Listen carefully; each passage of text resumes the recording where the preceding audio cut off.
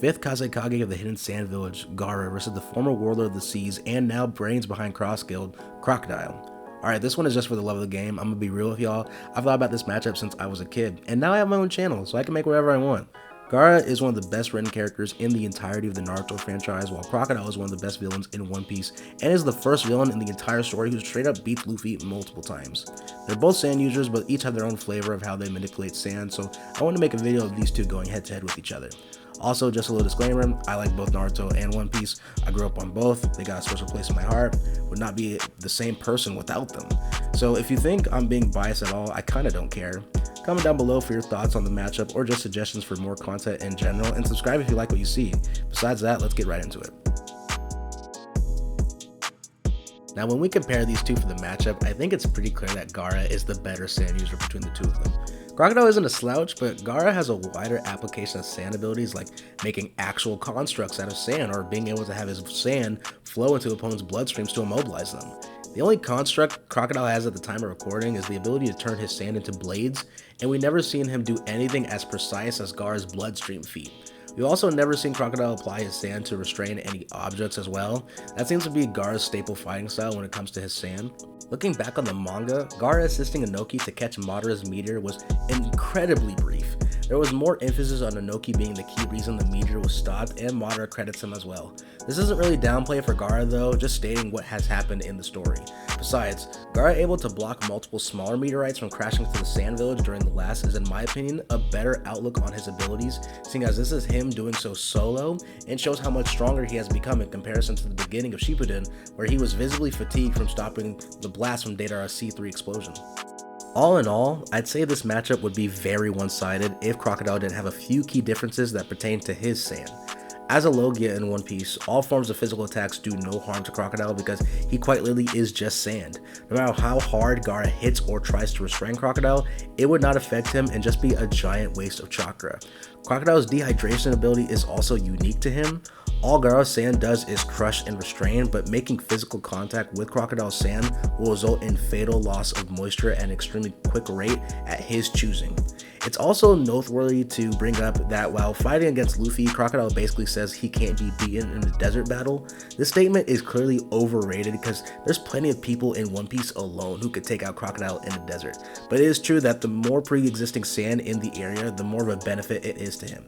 You could say the exact same thing for Gaara as well, but that ties into other topics down the line.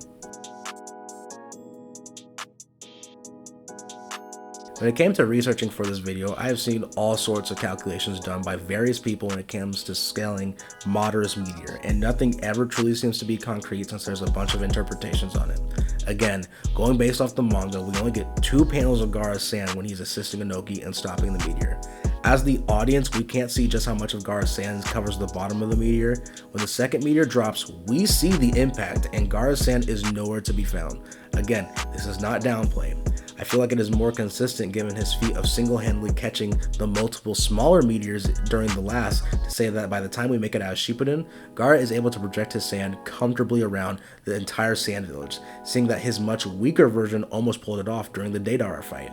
We never get an exact population number in the story for the villages, and we can see that during the Deidara fight, he notes that there's only 3 overhead scouts for the entire village.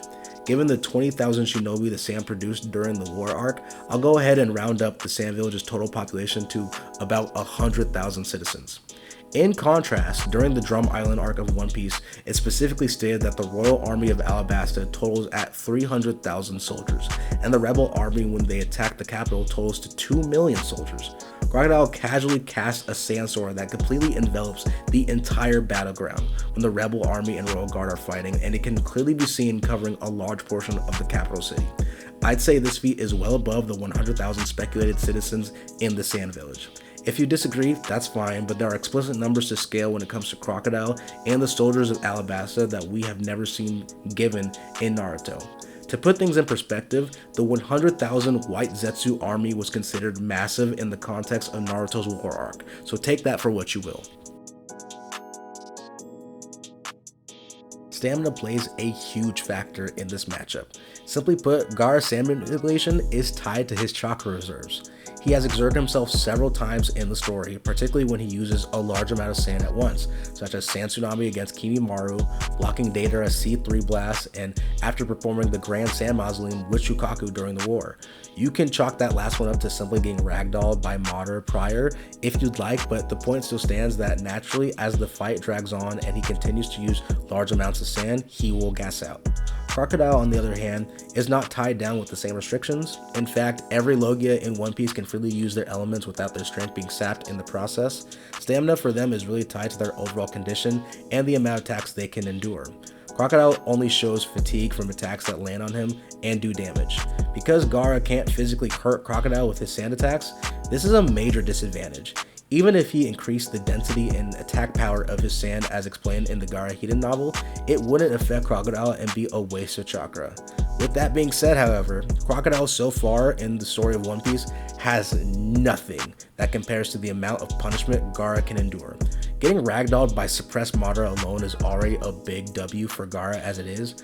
Gaara was on go for most of the war arc as well and has likely improved overall considering he was confident enough to jump Momoshiki with the other Kage. I'm not taking too long on this one. Everyone always gets upset over speed scaling, so it is what it is. Both are massively faster than light. Gaara reacting to fuse Momoshiki is more than enough to put him there. My last video was literally on light speed scaling for One Piece. Crocodile is participating in the final saga as a member of Cross Guild. Every major fighter is drastically faster than base Sabaody Luffy that dodged the Pacifista's lasers. Multiple in-universe statements show the lasers are light in the canon story. If you don't like that reasoning despite it literally being canon, Crocodile was clashing with Doflamingo at Marineford, who scales higher than Sabaody base Luffy. If you think Crocodile has remained the same for 2 years since Marineford, I don't know what to tell you. He literally will be fighting against people that make Doflamingo look like a toddler. Now with all that being laid out, I think this battle will be very difficult for both fighters, but more so for Gaara because his sand manipulation is tied to his chakra reserves. He will eventually become too exhausted as the fight drags on, and with his arsenal, Gaara has nothing that would take out Crocodile since Crocodile can't be hurt by his attacks. Crocodile, on the other hand, has no firepower that is actually taking out Gaara with just his normal sandstorms or his sand constructs. Crocodile's only win con is to exhaust Gaara to the point where he can use his dehydration ability in his sand to take out Gaara.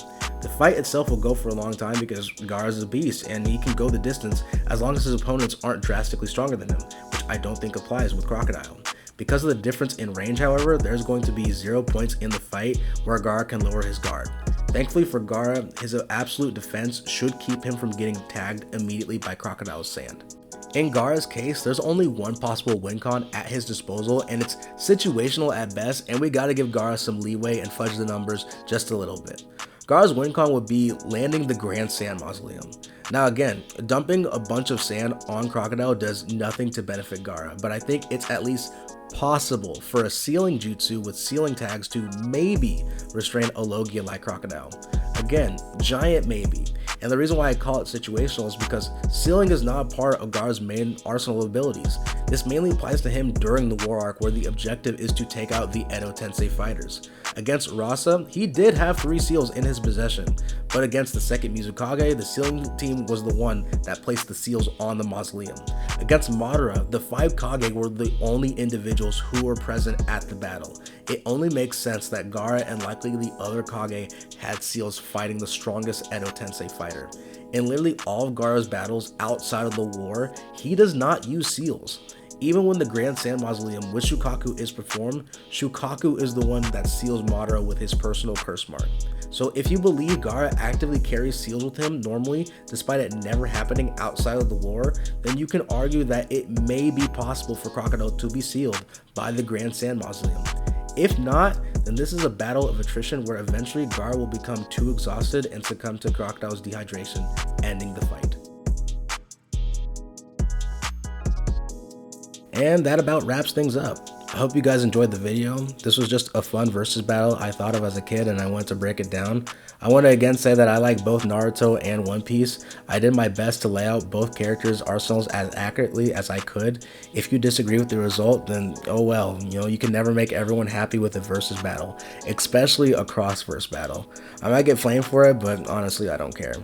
I would love to do more, and I'm all ears for any suggestions for matchups if they pique my interest, so by all means shoot your shots in the comment section. I hope you have a great day and take care. Peace.